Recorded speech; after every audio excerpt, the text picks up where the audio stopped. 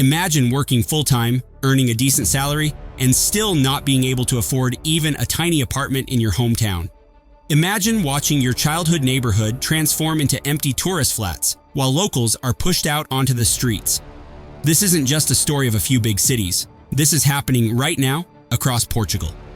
Just a decade ago, Portugal was one of Europe's hidden treasures, a peaceful, affordable paradise full of opportunity and charm.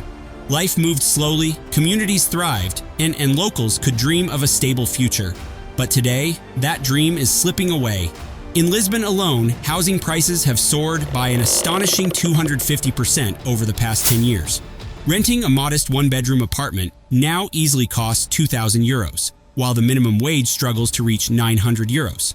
This isn't just a housing crisis, it's a warning sign of a much deeper economic unraveling. Wages are stagnant, the cost of living is exploding, and young people are being forced to leave their hometowns in search of better opportunities abroad. The Portugal that once promised hope and simplicity is now at risk of being lost forever. If this trend continues, the very soul of the nation could be changed for generations to come. How we got here. To truly understand how Portugal reached this critical point, we need to take a step back into its recent history. In 1974, Portugal emerged from decades of dictatorship after the peaceful Carnation Revolution. While countries like Germany and France had spent decades building strong industrial economies, Portugal was far behind. It was essentially starting from scratch.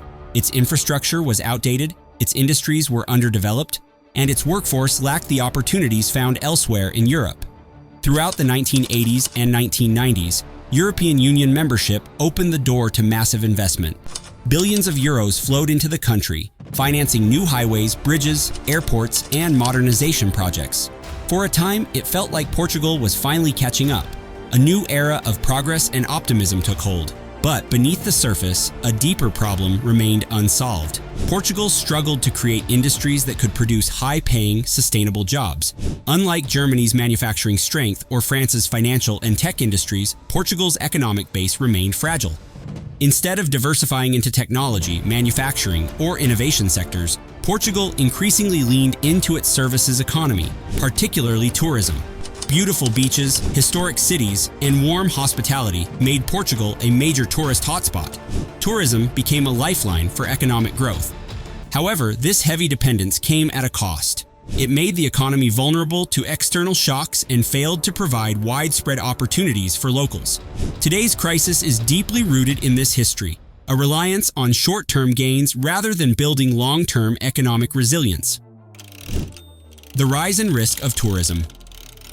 Throughout the 1990s and 2000s, tourism in Portugal experienced an unprecedented boom. The country positioned itself on the global stage as one of Europe's most affordable and attractive destinations. Sun-drenched beaches, charming historic towns, and vibrant cities like Lisbon, Porto, and the Algarve drew millions of visitors each year. Investment poured into new hotels, luxury resorts, boutique guest houses, and vacation rentals, transforming once quiet neighborhoods into bustling tourist hubs. Tourism quickly became one of the largest and most vital sectors of the Portuguese economy, generating billions of euros annually. For a while, it seemed like a perfect success story. Tourism created jobs, boosted small businesses, and fueled overall economic growth. However, this heavy dependence came at a significant cost. Many of the jobs created were low-wage, seasonal positions with little opportunity for long-term career growth.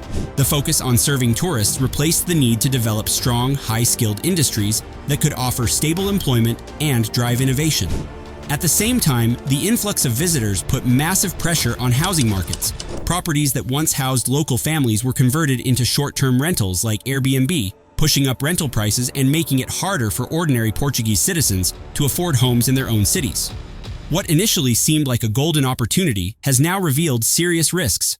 The Portuguese economy, overly reliant on tourism, became vulnerable to market fluctuations, and the very communities that made the country so attractive are now struggling to survive. The golden visa gamble. In 2012, as Portugal struggled to recover from the devastating effects of the global financial crisis, the government introduced the Golden Visa program. The idea was simple: offer fast-track residency to wealthy foreigners willing to invest in the country with a special focus on real estate purchases. It was marketed as a win-win solution.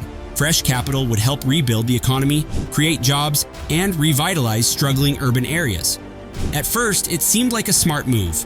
Foreign money poured into Portugal's property market. Investors from China, Russia, Brazil, and other countries snapped up apartments, townhouses, and historic buildings. However, many of these properties were not lived in. They were bought as safe investments, left empty, or turned into high-priced short-term rentals. The effects were dramatic and immediate. In cities like Lisbon and Porto, property prices skyrocketed by more than 250% within a single decade. What had once been affordable working-class neighborhoods were transformed almost overnight. Local families found themselves priced out of the communities they had lived in for generations. Entire sections of historic city centers were effectively sold off to the highest bidder, often prioritizing the needs of foreign investors over local residents. While the Golden Visa program brought in billions of euros, it also fueled housing inequality and deepened social divides. Today, many see it not as an economic savior, but as one of the key contributors to Portugal's ongoing affordability crisis. A nation sold piece by piece.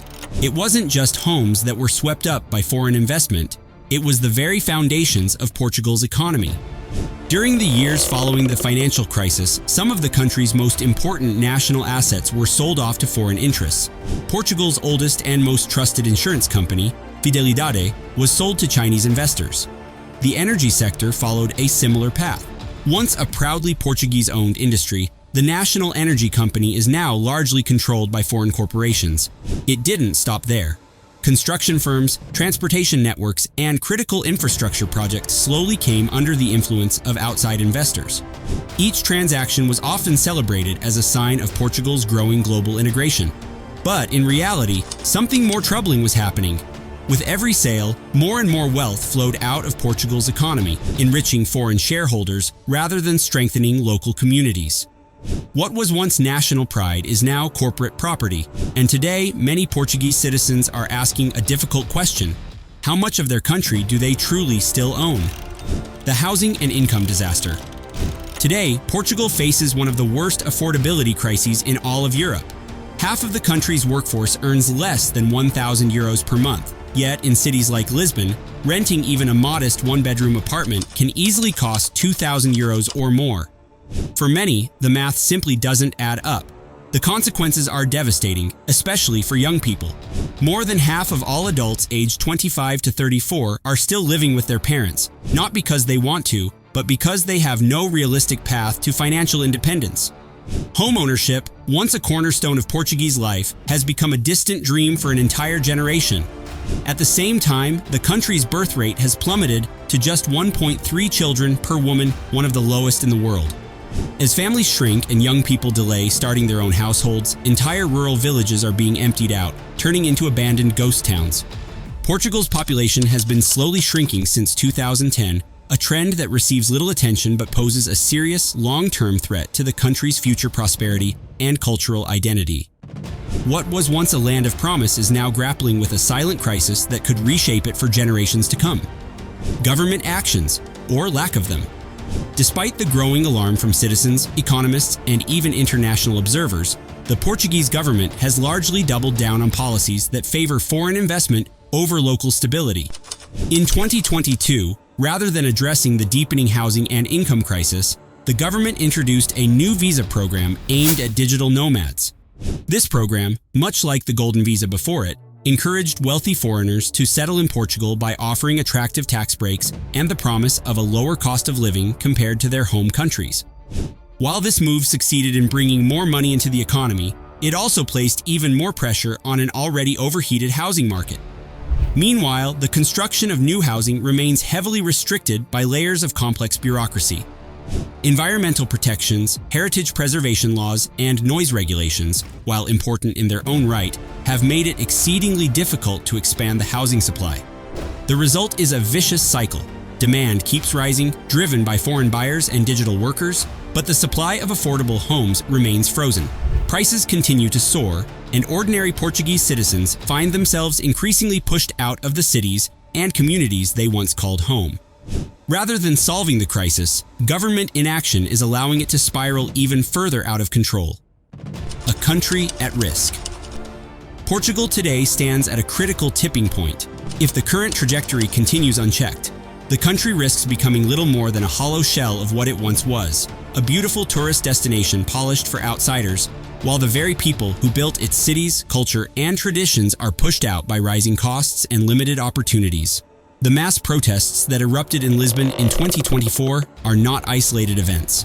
They are part of a growing movement fueled by frustration, anger, and desperation. Thousands took to the streets not out of political ideology, but out of a basic demand for dignity and survival. These demonstrations are desperate calls for help, for affordable homes, for stable jobs, and for a future that does not force young people to abandon their homeland in search of better prospects abroad. Without real change, Portugal faces the grim reality of a shrinking native population, a hollowed-out middle class, and a society increasingly divided between wealthy newcomers and struggling locals. The heart of Portugal, its working families, its students, its elderly, and its dreamers, is at risk of being lost. The path forward demands bold leadership, honest conversations, and a rethinking of policies that have prioritized short-term economic gains over long-term national well-being. The clock is ticking, and the world is watching to see whether Portugal will reclaim its future, or continue down a path that could change its identity forever. The Portuguese people are fighting not just for their homes, but for the very soul of their nation. This is not simply an economic battle. It's a struggle to preserve a way of life that has been built over generations. The decisions made today will echo for decades to come, shaping the lives of future Portuguese families. The world knows Portugal for its breathtaking beauty, rich history, and incredible resilience in the face of hardship. But now, a new question looms larger than ever. Can Portugal find the strength to save itself before it's too late?